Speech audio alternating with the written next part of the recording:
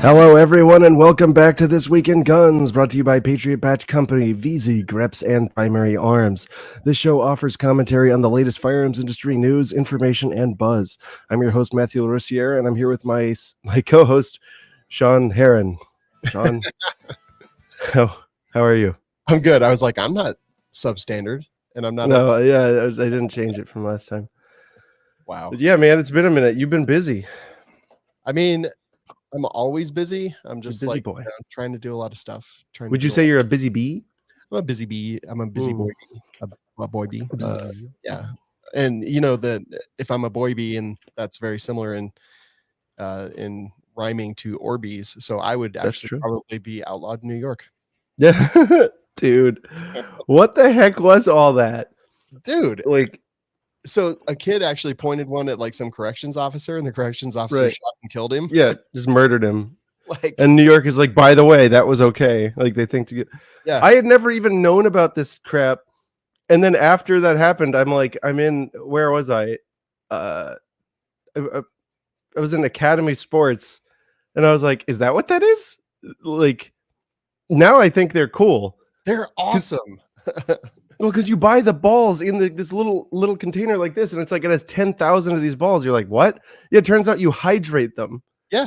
So you buy like one thing, and you're good for like ever. When I was in Iowa, Rapid Fire Rachel was telling me about these things, and I was like, that sounds awesome. So I bought one from Amazon when I got back. So I've had it for a few weeks, and it's awesome just to like, someone walks in the office and you just shoot them with like this full auto Orbeez gun. Yeah. And do they splatter when they hit you? So they don't splatter per se, because it's just like a little, it's like it's almost like tapioca, right? Yeah, it's like Jello that's been in the fridge for like an extra week. Just like, so it's got that weird consistency to it, but they kind of like explode when they hit stuff. And when I say explode, I mean they just like, it's like hitting something with a ball of Jello. It just kind of like squishes out. Yeah, squishes out and makes different stuff, but it doesn't leave any marks on walls or anything like that. And once you break that structural integrity of like the outer shell of the Jello, it basically starts to immediately dehydrate again, and then they just turn into like non-existent things that you just vacuum up when your cleaning lady comes. That's cool. I didn't know it does that too. Yeah, it's like, oh, this is great. So that's why it's worth killing. Apparently, I've probably shot 1,000 Orbeez in our studio space, and I do not recall ever seeing one on the ground ever. Wow, that's wild. I'm gonna go buy one after this. Oh, you should get one from Amazon. I'll send you an affiliate link. Thanks. Like you did to me last time I asked you for something. Okay, I did do that, and it was but awesome. I got you the best deal. Yeah, no, it was awesome. Like I am very happy with that choice, and I was very happy to click on your affiliate link. He was like, which 3D printer do I buy? I said, hold on, I have to get you an affiliate link. And I'll do that for any of you out there. I would do that same favor for any of you. Anyway, you know who else is an affiliate? Who dat? Is Primary Arms Company. Primarily Arms, huh? Look, you could unlock $20 off your first order when you sign up below. They got a lot of sales. Check it out. All right. Let's see. Anything big to know? Free shipping on all optics. What do we got? The Cordova stuff. That people find that interesting. The Cordova? The terms? Yeah. Let's check it out. Yeah. Like I may not be able to go buy a HoloSun AEMS, but I can definitely buy it in 4 simple installment payments. Yeah, it's just 5 easy payments. Let's see how 3 months interest free. So it's basically like layaway, but you get it right now. Yeah, it's like Wimpy from Popeye. He's like, I'll gladly pay you September for an AR today. It's really interesting. I've only ever done layaway once. But I don't know. This could be dangerous, though. Oh, yeah. Maybe you don't need the Trigicon. Maybe you just need the HoloSun. Yes, without question. And actually, they do have all of the HoloSun IR lasers in stock. I went to the page and I just saw all of them in stock right now. They've also got the big HoloSun 509.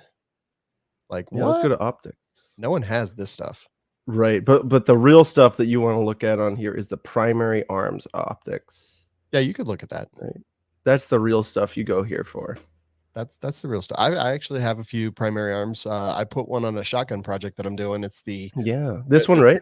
Yeah, that one right there. And how'd that work out? I'm actually quite impressed by it. That's good. I didn't expect that. I just love this. They got classic styling and they're really affordable. The SLX 30 millimeter. It's aim point at home, but it works. Yeah, I've never used it, but yeah, I like it. I've used one of these. I can't speak to it. Yeah, no, it's got a nice sharp reticle. I haven't had any issues with it. But also, if you buy one of these, if you buy any Primary Arms Optic, you can get, because here's the problem. When you put a new optic on your gun, you're going to notice that your gun is not as clean as the new optic, right? So what do you do when you're in that situation? You're going to have to get some kind of, series of accoutrement together, right, to make your gun match your new optic. Well, we made a deal with Primary Arms to solve this issue. You put in code FRNKIT and you buy one of these optics to put on your gun, you're going to get a cleaning kit with the optic included. Okay. Very nice. And I just found out, I haven't even told Matt this yet, but I've negotiated with them that our coupon code will not change anymore, that it will now continue in perpetuity, but the benefit will change every month. Wow. Cleaning kit this month, who knows what it's going to be next month? Maybe that's next true. month, you'll get your own free Matt Larosiere. I don't take up much space. Yeah. I just like, I don't know, you can just give me ramen and water me once in a while. I'll be all right. You just need to give him a Nintendo Switch and some ramen and everything's going to be just fine. Yeah. Yep, I'll be okay. Okay. Anyway, where would they use the coupon code? They would use that at Primary Arms Company, and they can find this at FRN.deals/PA. Dope. All right, so let's move along here. Our first story. The Arizona Attorney General is suing the Biden administration over the new frame or receiver rules. This is pretty big.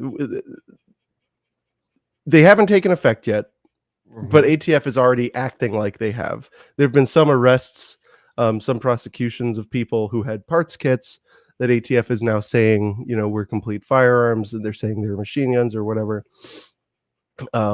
So Brnovich with 16 other state attorney generals, Morehouse Enterprise, I don't know what that is, GOA and GOF, they filed a press release saying that ATF seeks to, among other things, regulate unfinished, non-functional parts as if they were complete firearms.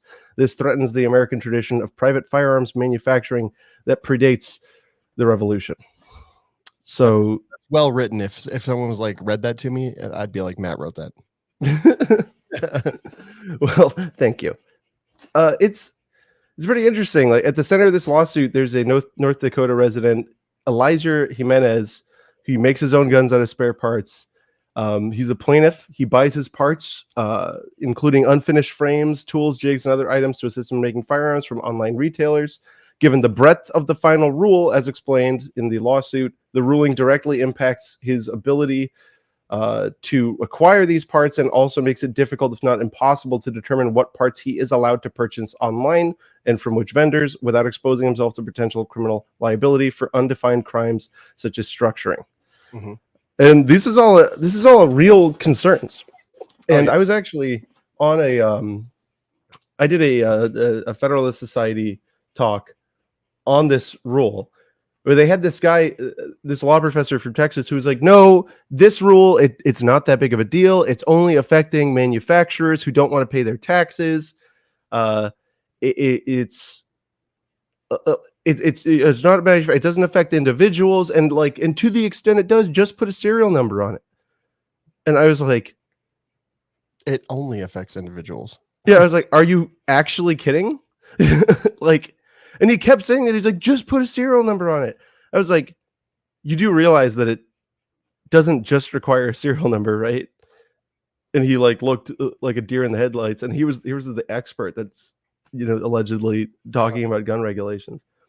It completely ridiculous. He was repeatedly suggesting that.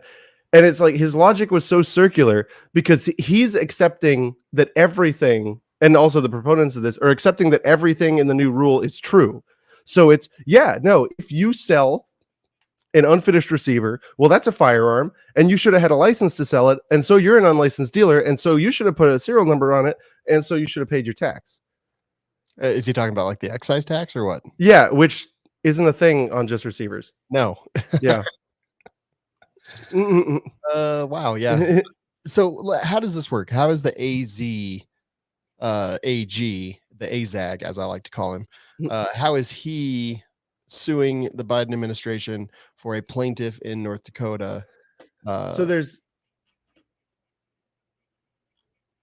I don't know.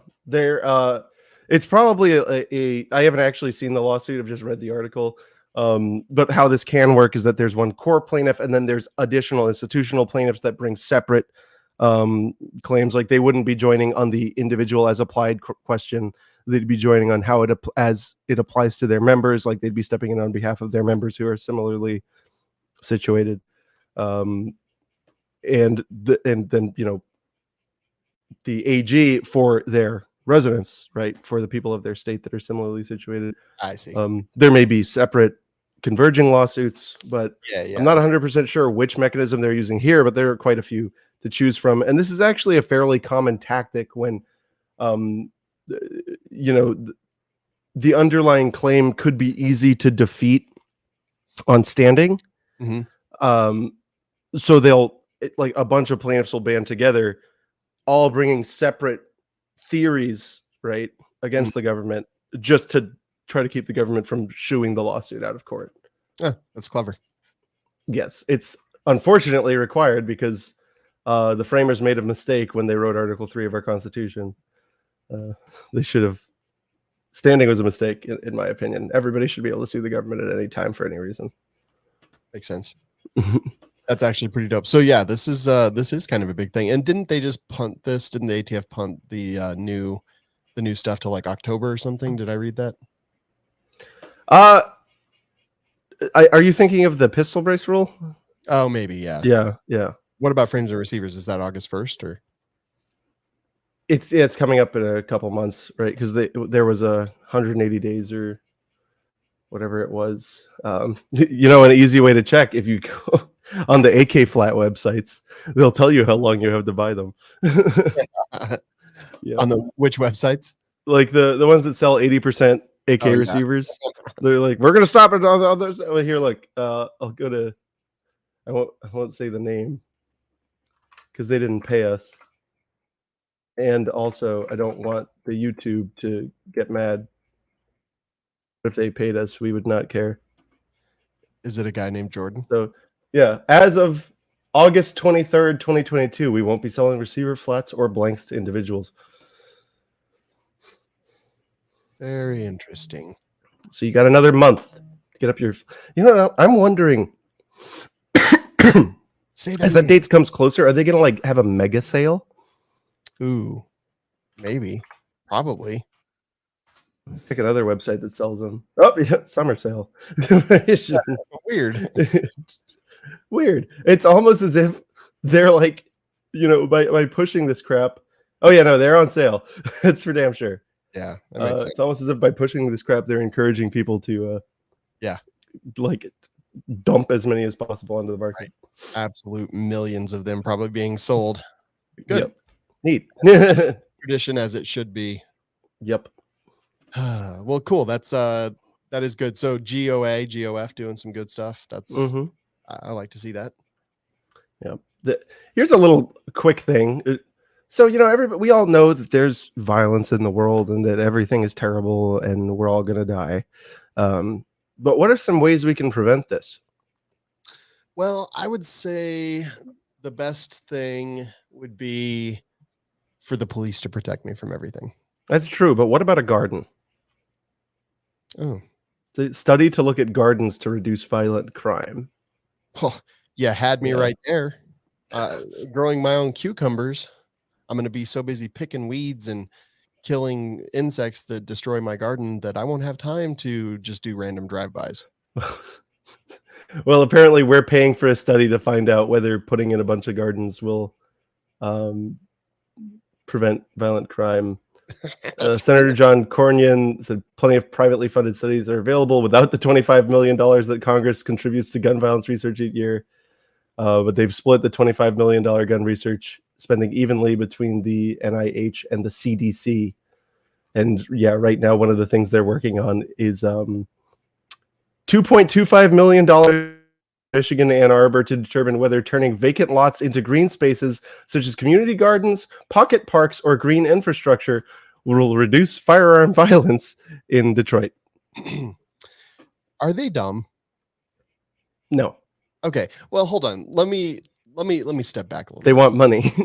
Yeah, they want money. I can't read the article. I don't see it in the show notes. No, here, hold on, because I didn't put it. I'm basically just gonna be asking you questions, which I'm totally fine with. No, here, wait. No, here, there it is. Yeah, this is the opposite of what I wanted. I know. So let me ask you this. Let me step outside the angry gun owner persona. That's your fursona. Become. It is my fursona. Yeah, I am a Firefox. Yeah, he's an Adobe. Gun rights, but also my Furkin. Yeah, whatever. I don't even know. I honestly don't even know enough furry terms to make a joke. So let me step outside this. Let me think. So I'm in Detroit. I basically live that gang lifestyle, which I know a lot of people do. And when I say I live that gang lifestyle, it's because I've watched TV shows, documentaries, and stuff about that. I have no firsthand knowledge of any of this. The only gang that I'm in is the Firearms Radio Network gang, and it's pretty weak. Yeah, all things considered. Yeah, we're street gang. We're a violent street gang. Yeah, we do drive-bys of audio in your ears. We pump the bass. Primary Arms. Yeah, use the code. Spend the dollar. I'm there. I'm doing that, like literally hustling every single day to have the money I need to live, eat, do all the shit. Maybe I'm into some illegal shit. At what point in the TV shows, the documentaries, whatever that I've ever seen, is a garden? Like what does that do? You like wake up one morning and you're like, you know what? The dude that I was mad at yesterday, you know what? Instead of teaching him a lesson and retaining my respect and credibility amongst all these other people, I'm going to go down and I'm going to pull some weeds at the community garden center. Or I'm just going to look at the green space and I'm going to go, wow. Yeah. Everything's different now. I bet those things are growing weed within a week. Yeah. Like marijuana. Because, I mean, you're given, which is good. Like that has some sticking power. But I don't know, man. Like just trying to think about it and stepping outside of my normal, like who I am, I really don't see that being a thing. I really don't see that being even a thing that I would be interested in. If I literally had to wake up every morning and go figure out how I was going to get money to eat dinner that night or lunch that night, or, you know, smoke blunts, whatever it is. Yeah, the cool stuff. How does this figure into that? I mean, you'd probably be like, if you're a person in that position, you'd probably be like, oh, wow, this is what they spent money on. Yeah. A garden. Yeah. The pipes are broken. You know? Right. And then so they're saying neighborhood improvements reduce a lot of violent crime. Okay, like I understand that, renovating a neighborhood, making it somewhere that people can be proud to live. Well, it's a misplaced statistic, though. It's like, you know, it's a chicken and egg situation. Right. Yeah. When neighborhoods are getting better, it's because there's more money going into them. Like, right. And people are like, the type of people in the neighborhood is changing. That's why it's getting better. My grandma's roof leaks. There's a burned car sitting on jack stands across the street. But thank God that we can grow some peonies. Yeah. You know what this is? This is fucking white people. Sorry. Yeah. Pardon my language. Yeah. This right now, this is some white politician probably who was like, you know what? My son had anger issues, and then he started working in the garden every day, and everything just improved, and it was great. And we're talking about someone who grew up with privilege, who this makes no sense. This is someone who's like, man, I just feel so at peace with the world when I'm out in my garden, taking care of my garden, not worrying about a thing, but just my snap peas and my mint. My These new mint. about, and then they're like, you know what? Gang violence. This is going to help with gang violence. Yep. You know what it is like? How I see this is this is the thought process. Like, here's another example separately. You really know that a neighborhood is about a pop, right? It's about the property value is about a pop. When you go to the grocery store and they start stocking fancy cheese. Yeah. Right. That's how you know the property value is about to go pop. And so then they went, oh, so we should take fancy cheese and put it in all the grocery stores. It's like, wait, hold on. Yeah. The cheese didn't do it. Right. Is this why the government has like 70 billion pounds of cheese stored in tunnels under mountains? That's true, actually. I didn't know that. Oh yeah, you got to look it up. So like, apparently, is it government cheese? No, actually. So the government was like, they bought a ton of cheese so that dairy people wouldn't go out of business, and they didn't have anywhere to put it. So they like literally put it in caves and shit. I don't know all the specifics. No, it's cave aged. This is literally a thing that exists, and the government was like the biggest owner of cheese in the world or something for a long time. Oh, it's so preposterous. Yeah, no, that's awesome. But yeah, no, it's the same thing. They're like, the neighborhoods that have garden centers where everyone gets together and compares snap pea size. Those are the good ones. So let's put the snap peas in Detroit. Yeah. I don't understand how this fixes anything. And they're like, well, we're putting money into the neighborhoods. I'm like, yeah, but the neighborhoods are still like trashed, and the houses, a lot of the houses probably aren't going to be taken care of. And and who's going to take care of this? Like, are you going to assign government employees to go like water it? Like, who pays for the water? Do the taxpayers pay for the water? Right. Who grows it? What if someone vandalizes? Who grows the water? Yeah. What if somebody who's kind of pissed off that the government's spending a bunch of money putting a garden in their neighborhood when their little brother doesn't have food to eat every day? Yeah. Totally. Just going back on my tangent. Yeah. So the government does have a stockpile of 1.4 billion pounds of cheese stored in a cave in Missouri. The U.S. has the largest domestic reserve of cheese of all varieties, including cheddar, Swiss, and American. Wait, so is it still good? I mean, I know they age cheese, but like I don't know. Like, I think there's a specific way you have to do it. Probably, yeah. So it started in the 70s. Jimmy Carter, his promise of giving farmers a break, he wanted to raise the price of milk, but the government couldn't just buy milk and store it. So it started buying as much cheese as people wanted to sell. And then farmers were like, oh, this is a great way to make money. So we're gonna like make as much cheese as is physically, humanly possible. And Ronald Reagan got into office, and he was like, what the hell is going on? So then he started food assistance programs, which distributed 30 million pounds of cheese. But the difference between 30 million and 1.4 billion is like so astronomical that you can't comprehend it unless you like see a written diagram. But yeah, this is true. And the same kind of people that started buying the surplus of cheese are the ones who want to put gardens in Detroit to stop gang violence. That's so good. Well, you know who doesn't have a strategic cheese reserve? It's VZ Grips. I don't know if they do or not. They actually might. Who knows? But they support the show. You should check them out. They have really nice products. You guys have seen me mulling over it for a long time. I finally made a choice. I got grips for my N frame. It's a square bottom. Look at how easy it is to select your grips here. I got the 320 grip, and I got it in the hyena brown, which is the color that like none of you recommended. You guys all wanted me to do the other one, but I determined that you were wrong.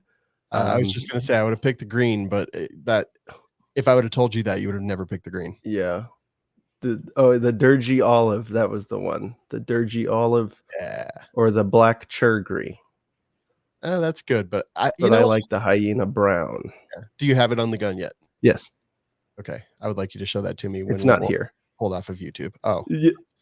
Yeah, no, I'll have it next time. But yeah, no, so check them out. We've got a coupon code. It is this week 15 THISWEEK15. You will get 15% off your order. I just used it on my order of the Hyena Brown grips. And of course, they've got daggers, all kinds of cool stuff made in their patent G10 alloy. Oh, and look at this. Wow. They got a new flavor of dagger. Yeah, I saw this one. I saw the Wrecker. And I was like, okay, I want that. It's a holy shit. That's gonna do some different stuff to your insides. It is. And I'm in for it. Man. Okay, so I've got a device. It's called the butt out, and it's literally like after you kill a deer or an antelope or whatever, you stick this in its rectum and you twist it and you pull out the intestine so you can cut it, tie it, put it back in so that you don't get like have to cut out the anus, and like it's just like Jesus Christ. a bunch of time. This looks similar to the butt out. I hate hunting. I don't want to do that. No, it's doing that. Wonderful. Yeah, and honestly, yeah. Okay, if we ever go hunting, you can do the butt thing. Oh, I'll do the butt thing. Okay, cool. Yeah. I just want to sit around and drink beer and look butt at stuff. Is half the reason I hunt. What? Yeah, that's whatever. Anyway, guys, this week 15 VZ Grips. They're a Florida company. Buy the product. You should go visit them. You should go do like a just wander up with it'd be like, I want a warranty claim on my Hatsune Miku grips. No. Like, are they broken? No. I just didn't think you would do it. Yeah, I just didn't. It's kind of weird. Yeah. Or no, you know what I should do? I should take them off of my revolver and go up there and be like, "Can you put this on?" You totally. I could probably just set up a visit for you. That'd be funny. Let's do it. Yeah, I think that'd be great, actually. Yeah, they're in. Yeah, I could go there. My car's allowed over there. Yeah. Hey, you skipped a story, by the way. No, I didn't. I moved it around. Oh, okay. Yep. Perfect. So, because you got to have the balance. Okay. Yeah. So this one's great. Listen, what the Supreme Court did. Terrible. Unforgivable. It was dangerous. And look, this is not okay. We're gonna fight back. We're gonna do something about it, and we've got to make sure that some whatever.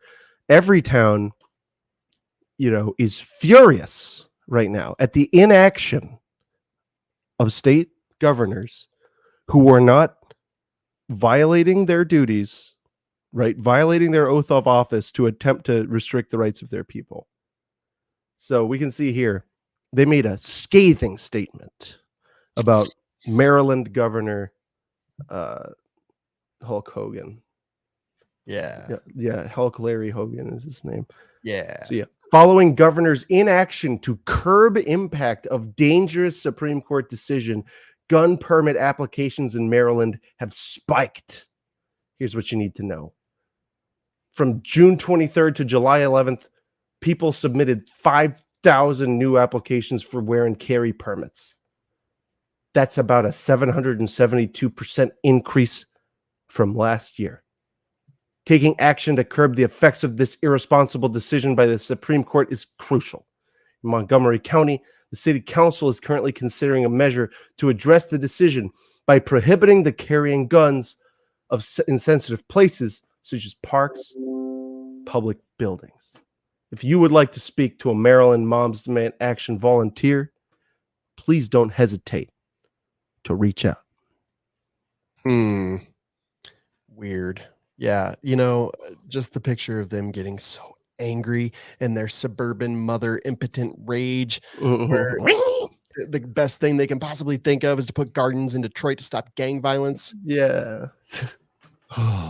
Yeah, look at this. It's disgusting. They could be doing the garden right now. Yeah, they could be doing the garden, and instead, but because of Governor Larry Hulk Hogan irresponsibly not attempting to circumvent a Supreme Court decision. Yeah. Not attempting to usurp the federal separation of powers. They are pushing the hand of the moms in Everytown for gun safety. So just think about that, Mr. Hogan. Think about what you did. Hey, governor who's responsible for an entire state. Yeah. Do the other thing. Stop following the rules and laws of this country. Yeah, bitch, idiot. I love it. So this is a good one. You guys all know about the HR 1808 proceedings, probably because every gun rights group is screaming, pretending that it's actually going to pass and getting you all worked into a blind panic. Not even a reaction, Sean? I was just thinking, I'm like, it's going on right now, isn't it?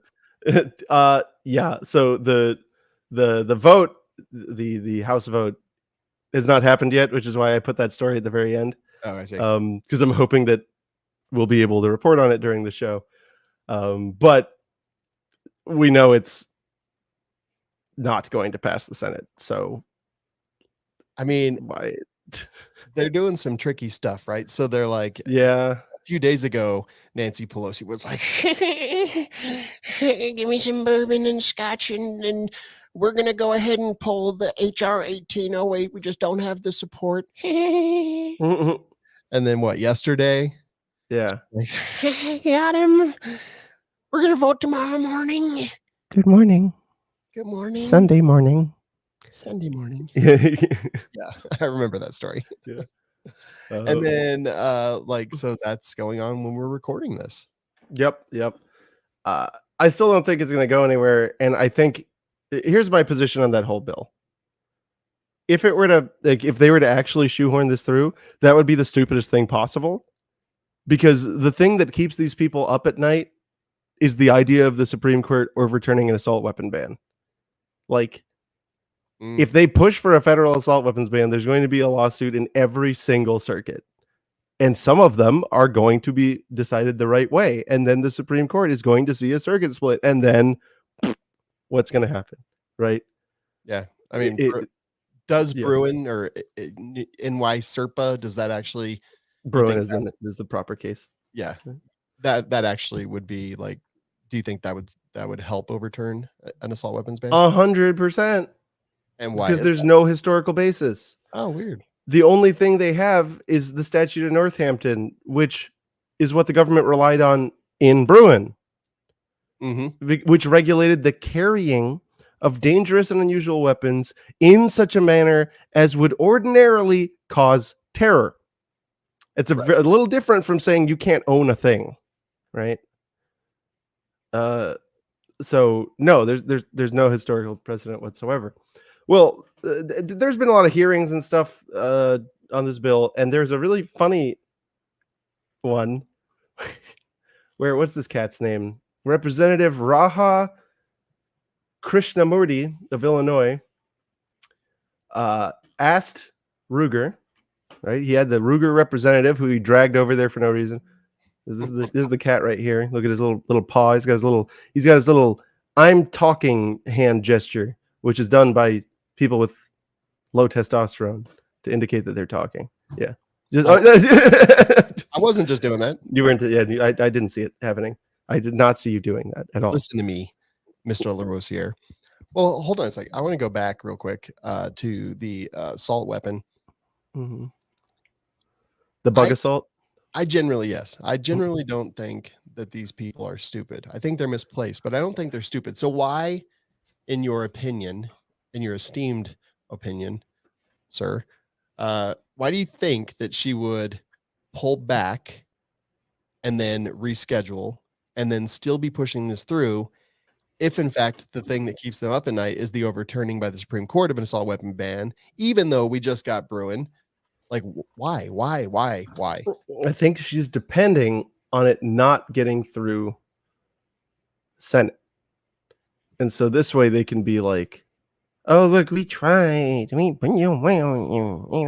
campaign mechanism. Yeah, we tried and they didn't do it. The Republicans and some Democrats were not nice and didn't let us do it. If they thought this would pass, I think they'd be terrified. Okay. Especially someone like Pelosi, right? Yeah. Because California is desperate to cling on to their assault weapon bans. Because, I mean, midterms are in just a few months, and obviously this is all campaigning. And right, but also nobody cares. Like, Democrats don't really care about gun control anymore. Like, they talk about it because they're programmed. Yeah. About certain things. But, like, this isn't a driving issue for anyone, I don't think. I agree. And I mean, honestly, like, there's been some things lately, like Biden has COVID, Biden has cancer, like all this stuff. Like, I mean, they're going to invoke the 25th and they want to come out swinging and use that as probably a campaign mechanism for the midterms. Wait, he has cancer? Like, I saw a thing that he said he had cancer just like offhandedly at some thing. So we have no idea. Swear to God, this actually happened. Oh, that's really cool. I love this. Like, cancer's horrible. I don't wish it upon anyone, not even the president. But Fox News published July 20th. Biden's cancer claim shocks Twitter users, either biggest bombshell or biggest gaffe. He was in Somerset, Massachusetts, and he was visiting a former coal power plant. And while discussing the harm caused by emissions, he said that he and many other people he grew up with now have cancer. I think that sounds like a gaffe. It does. I agree. Yeah. It sounds like another Mr. Magoo wandering around and falling over stuff. The direct quote was, my mother drove us rather than being able to walk. And guess what? The first frost, you know what was happening? You had to put on your windshield wipers to get literally the oil slick off the window. That's why I and so damn many other people I grew up with have cancer, and why for the longest time Delaware had the highest cancer rate in the nation. Direct quote.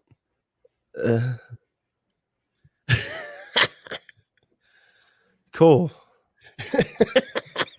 That's exactly the response I had when I saw it. Yeah. I was, what? Say what now?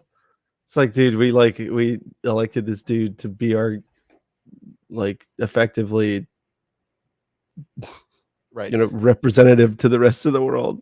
Well, and the thing is like, that they constantly, they're like, well, you're not relatable to the people, so you got to be relatable. And he's like, Corn Pop was a bad dude, and like, I got cancer, you got cancer, together, just fire 2 blasts. That makes me relatable by saying that I'm relatable. What's cancer? Look here, this is a gun. This is a gun. Did you see that one? The Ghost Gun conference where he wandered away from the microphone and started screaming? Yes, I did. It was so, oh my God. It's like, Mr. Bones, I want to get off your wild ride. Yes. Please. Listen, I am well on the record that I thought that Obama was a likable dude. I do not have that same sentiment towards Brandon. I think, I don't know, he's so bumbling and harmless. It's hard to, he's like, he's precious. He's like a little gemstone. Yeah. If I was volunteering at a senior living home, and I'd be like, man, that Joe, he's just the cutest little guy. He doesn't have any idea where he's at any point. He doesn't know what's going on. It's adorable. One time, the other day, he asked me if I would give him my shirt, and that was just so I did. Yeah, I don't feel that is what one of the qualities that I desire in a president.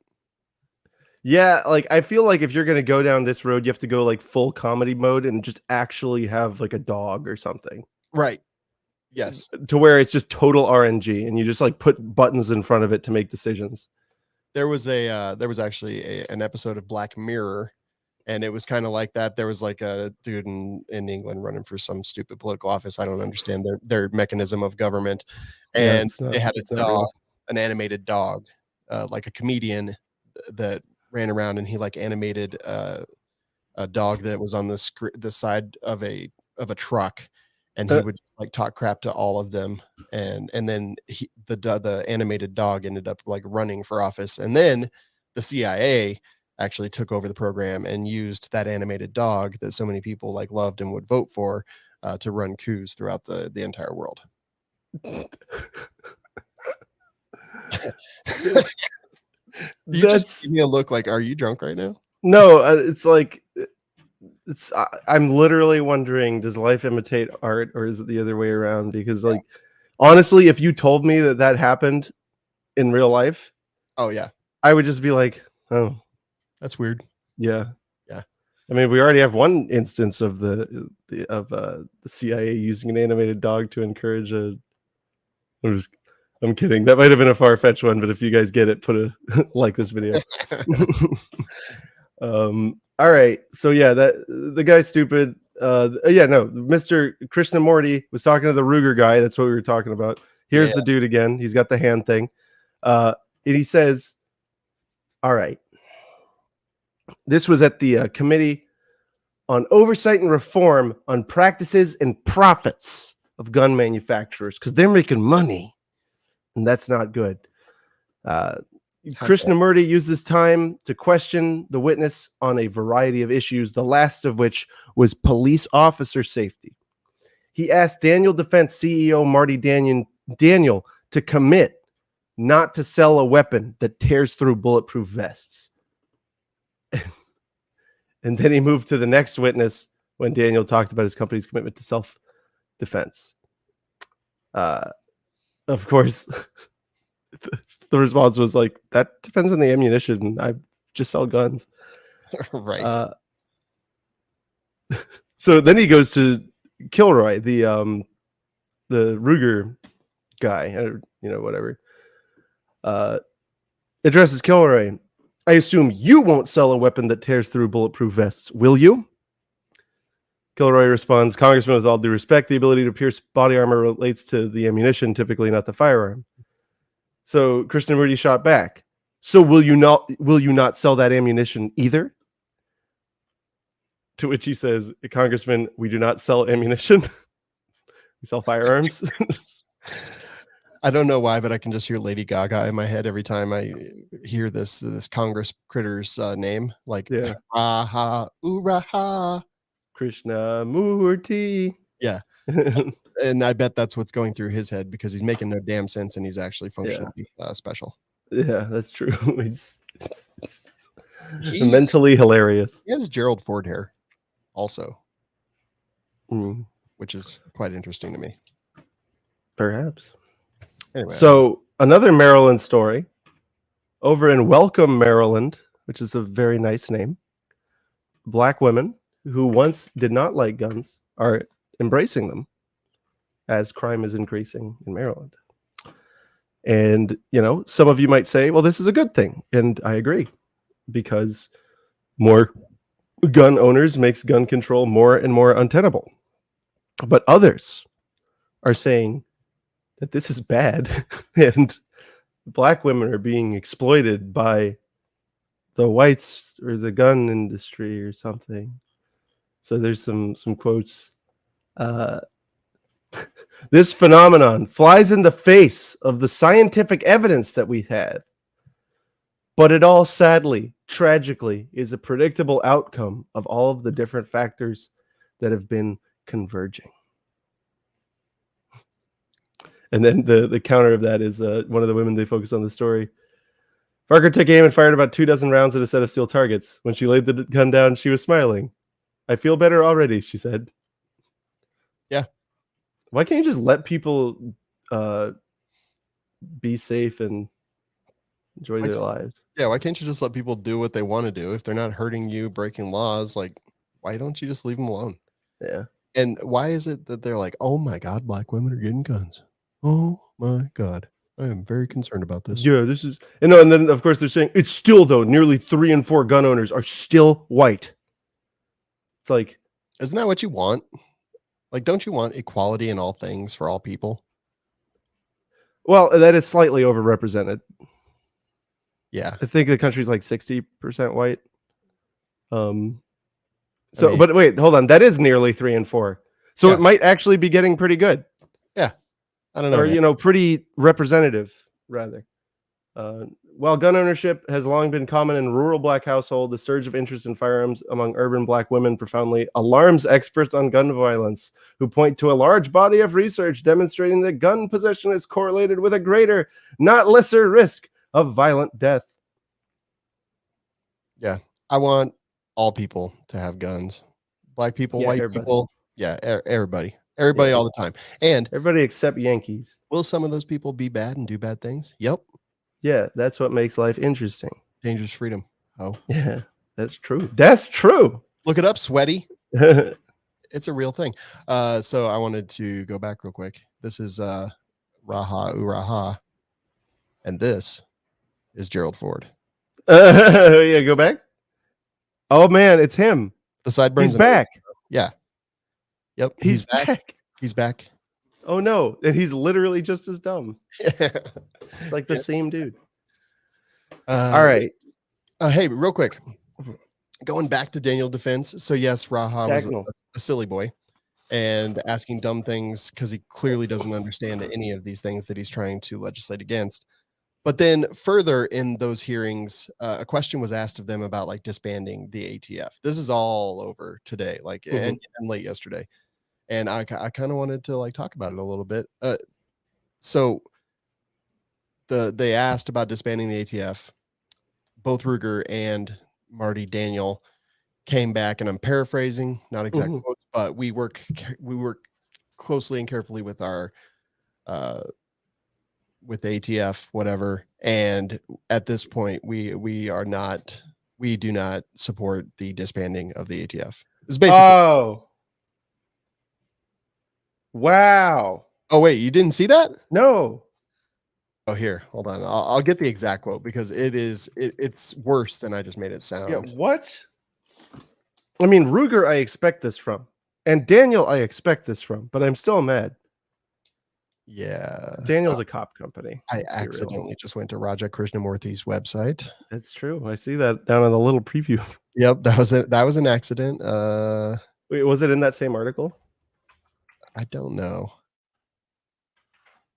Dang it. Yeah, here we go. No, that's not it either. Anyway, it wasn't in this article. The exact quote, both of them, both Marty Daniel and the dude from Ruger both said this. We work with we work with these agencies very, very closely, and we do not support the disbanding of the ATF at this time. Literally, both of them said that. What do you think of those statements? Wrecked. Let me think of one word. Mm-hmm. It's a compound word. I know exactly where you're going with this. I'm ready. Bitch made. Oh, I thought you were going to go with bootlicker, but oh no, bitch made. I like it. It's weak. Like, so what were you saying? They were getting roasted for it? Oh, they're getting roasted everywhere. And I'm going to phrase this in a way that I'm going to phrase this in a way that every single person I hope can understand it. I am not one to advance cancel culture. I am not asking you to boycott Ruger and Daniel defense. I'm asking you to take a look at this situation and to add your own life and experience to your thoughts on this, and then just to make you aware of it. Like, I'm not saying go ban them and like cancel them. I'm just saying, what do you think of this thing that they have said that they have done? Now, for a gun company to say, hey, we don't support disbanding the ATF. What does that say? And what would it have said if Marty Daniel instead had stood up and said, yes, I think that the ATF is a rogue agency who is legislating from behind their own closed doors. And at this point, I would support disbanding the ATF. Like, or just be simpler than that. Yeah. Be simpler. Just be like, I do not believe it is a net benefit. I mean, this is why you're better than me at stuff. That's true. Because listen, my philosophy, why waste time on a lot of words? Few word do trick. Love it. Kevin from The Office. Yeah. So that's fucking. What are your thoughts, Matt? Like, what does this mean? What does I mean? That's what that is. It's just bitch made like kowtowing. They're like, no, sir, curtsy and like genuflexing. We would not support like tearing you down. You are great and mighty. That's what it is. Yeah, and I don't know. I agree 100% completely. And here's the thing: it's like, does Daniel Defense have military contracts? I don't know. I know they have police contracts all over the place. True. Yeah. So I don't know either. I'm very curious. Ruger, I wonder where they're. I mean, Ruger has government contracts. Like, Yeah. with overseas governments mostly. Yeah. So anyway, they're getting flamed. I'm very curious what people think about it. Like go, I don't know, send an email. Do we have an email? I forget. No. Yeah, let us know. Send us a bird Twitter. Yeah. Yeah. Send Matt a tweet because I hate Twitter. Send a Twitter bird at me. I'll catch it. Send that. I want to know what you guys think. Or you can comment on the thingus. Yeah, you can go to firearmsradio.net and click on contact. Yeah, that's true. You do it and tell us. So next up here, I went to law school with this professor, Frederick Vars, and he was very good to me. He was fun. Not as fun as a law professor can be. And he and I would talk a lot about gun policy. He came up with, he was one of the main minds behind this, the not wanting to, like voluntarily relinquishing your guns to a gun shop or whatever, and like signing a thing to where you can't get it back for a certain period of time, to prevent suicide. And I was like generally neutral on that. I'd always pointed out the concerns that it posed, but I was generally neutral about such a policy. Now he's supporting, along with Ian Aries from Yale, which very lame, a very bad policy. Okay.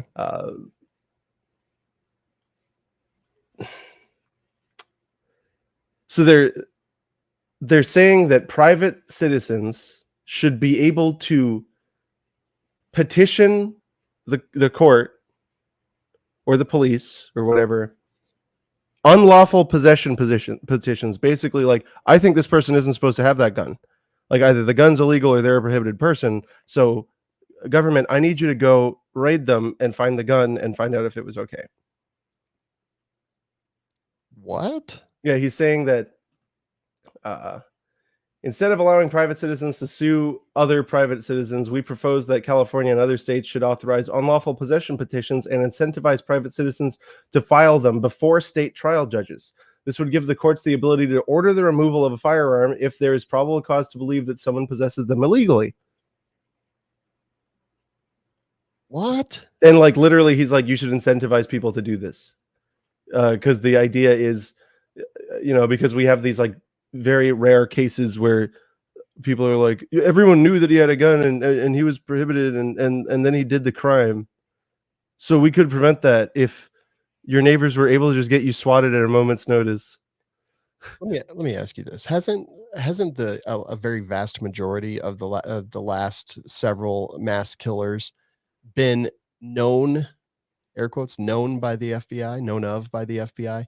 Like, so people are telling them already, and they're either powerless to do anything or willless to do anything. But this is just more of the same, and this gives Karens power, and I'm against ever giving Karens power. And if your name is Karen, do not listen to this show. Beyond unlawful possession petitions, states should give individuals more incentive to come forward with information about illegal possessions. Private individuals are sometimes better informed than the state. The state might know that someone's a felon, but not that they possess a gun. Or the state might know that someone owns a weapon, but not that they're a drug user. Yeah, and like someone some FUD sees me shooting my machine gun at a range, immediately calls them. He's not supposed to have that. And then they show up and I'm like, yeah, here's my paperwork. Yeah. So he's promoting a modification of a California law which awards individuals $10,000 for information about illegal gun sales. Oh man, bro, I could make a living off of that. That's the problem. It would be. That's like he's literally arguing that the state should pay you to narc out people. Like, here's the problem with this type of law, and especially this one here. There's an incredible amount of prohibiting conduct or potentially prohibiting conduct that is nonviolent and that disproportionately affects people who most need the firearms for self-defense, and those people being underprivileged people. If you set an incentive system, right, you are going to capture the least privileged people. Yeah. Right. Because the people in their community will be more responsive to those incentives. You are just going to destroy lives. You are not going to help. I mean, you'll help the prison man, because he's got his whatever his quotas. He's got to get. He needs a new loot box. He's got to get 100 prisoners before he gets it. Yeah. So gotta make that money. Yeah, and Anne Frank, don't forget, she was betrayed. I was looking up the name of the dude. Yeah, that's true. Otto Frank. Yeah, Otto. Otto was different. He was mean. Wait, let's check again. I don't even remember. But yeah, this is turning the citizens against each other. And I want to remind anyone who's listening that the citizens should not be turning against each other. It's never been black versus white. It's never been rich versus poor. It's always been the citizens versus the government. That's true. All right. Well, last up, we were supposed to talk about the assault weapon ban vote. It still hasn't happened. So, yeah, we've got a new article from 13 minutes ago. Nancy Pelosi has announced that House of Representatives will hold a vote on the assault weapons ban before the end of its business for this week. And that's today. It's today. It's 2:30 p.m. Eastern. They haven't done it. So, interesting. I'm very Let curious. me just check the. Yep. Nope. Still nothing as of this moment. So, whatever, guys. Sorry. Right. There is one more thing. We'll check after this last important story. Our important story is one of redemption, vigor, value. It's Patriot Patch Company. See. They are truly a story of their own. Let's look at their website. That's the wrong thing. That's yes. This thing. Okay. Show it to me. Let's see. Show it to me right now. They have so much available. Patch of the Month Club. You see, I've got it up on here. Oh, I haven't gotten this one yet. I have not gotten that one yet either, but I really like that one. That's cool. Quad not. This guy he's got the drip. We've got a what is that? It's like call those heads. He's got tiki head. quad NVGs. Yep. He's Scar L with a grenade launcher attachment. Yeah. Possible modification. Yep. On a surfboard in Hawaii. I can't read it on my screen, but it says Sun's out, guns out. Yeah. Yeah, no. So this tiki head has the drip, that's for sure. He's got the most expensive loadout. Like quads, panos. Like I'm jealous of this. It might be a light underneath that. I don't know. It looks like a grenade launcher. It's a grenade launcher. It's the FN specific one that's like $4.8 million. Right. But the one thing I noticed, he's got all this money on him. He's got his nods. No laser or optic. Well, you just don't need them. When you can see at night, you just don't need it. Hey, I want to play a little sound clip for you. To Washington. Oh my God. Why? Hold on. Okay. I'm working on it. It's coming up. But yeah, Patriot Patch Company, while I look for this, is pretty great. Yeah. They've been longtime supporters. In fact, the guy who owns Patriot Patch is the one who saddled me with the Firearms Radio Network. Really? Yeah. Oh, he was the last? He's the guy who started it. Oh, wow. $1 billion in revenue for this. Oh, man. Never mind. I don't know what why. Are you trying to play? I was trying to play the Daniel Defense thing. Oh. But, never mind. C-SPAN is useless. Yeah. Hey, Matt Larosiere, where can people get Patriot Patch stuff? PatriotPatch.co. So that's Patriot Patch, all one word, no dash, no nothing. And then you're going to use the promo code TWIG10, TWIG10, for a special discount on us. Hey, Matt Larosiere, do you support abolishing the ATF? Yes. Oh. See how easy that was, Marty? Well, you even took a second too, so you actually thought about it just to make sure. Well, I was like, is there something funny I could say? And then I was like, no, few words. few words. Why use many when few work? Yeah. One word. Oh, man. Is that all the news? That should do it. Let's check one more time. Yeah, I on was assault literally weapons bill. just Check looking on one. Instagram, which is where I get all my news. Yeah, I guess that's where you get it now. No, it hasn't happened yet. But don't panic. Who cares? I mean, Everything is a simulation anyway. everyone's made of spiders. Nothing matters. Yep. Well, all right. Right at an hour. Look at that. Let's put a can on it. Yeah, let's do it. Yeah, exactly 1 hour. Take that, Othais. Yeah. 2 hours. I only know it's 2 hours because I was using that one to test a new process for production. And I was like, oh, cool. I picked the like worst one because it's going to take like 15 minutes to do the stuff and things. Wait, what? Yeah, because audio processing and stuff, the longer it is, the longer it takes. Oh, okay. But that's just how Othais do.